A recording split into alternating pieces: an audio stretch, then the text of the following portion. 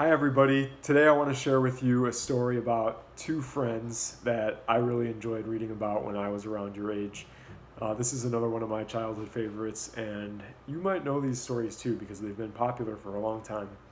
Um, this one today is from a book called Frog and Toad Together, and the two friends I mentioned are Frog and Toad. They're in this picture here, and we're going to read just one of the stories from this book today. This book has five, and there are a lot of other Frog and Toad books that we're going to be able to look at too. The story we'll read today is called A List.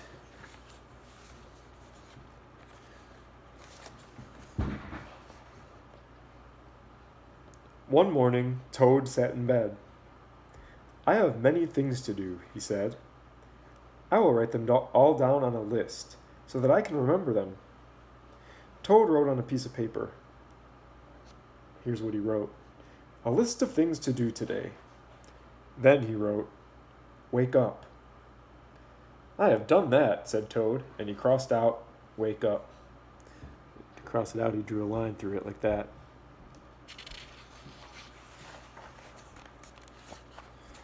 Then Toad wrote other things on the paper. And the list says, "A list of things to do today." There's where he wrote "wake up" and crossed it out. He also wrote "eat breakfast," "get dressed," "go to Frog's house," "take walk with Frog," "eat lunch," "take nap," "play games with Frog," "eat supper," and "go to sleep." He didn't use full sentences when he wrote on his list because that's usually how people write lists. When I write a list of things to do, I just write a couple words for each thing. It makes it quicker. "There," said Toad. "Now my day is all written down." He got out of bed and had something to eat. Then Toad crossed out, "eat breakfast."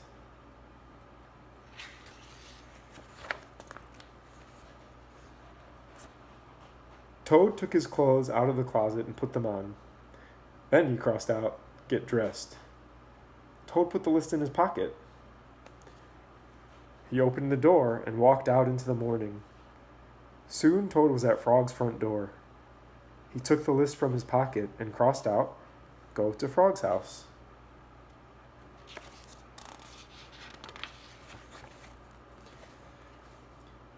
Toad knocked at the door.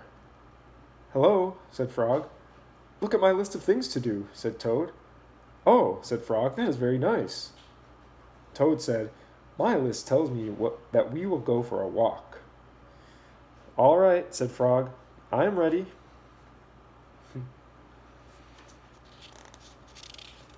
There's our friend Frog.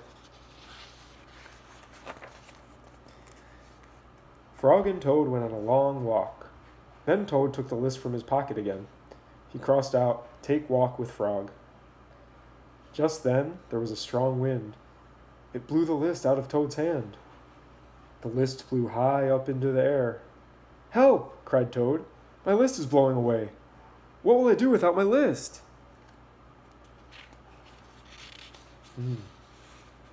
What do you think? "Hurry," said Frog. "We will run and catch it." "No," shouted Toad. "I cannot do that." "Why not?" asked Frog. "Because," wailed Toad, "running after my list is not one of the things that I wrote on my list of things to do." Frog ran after the list.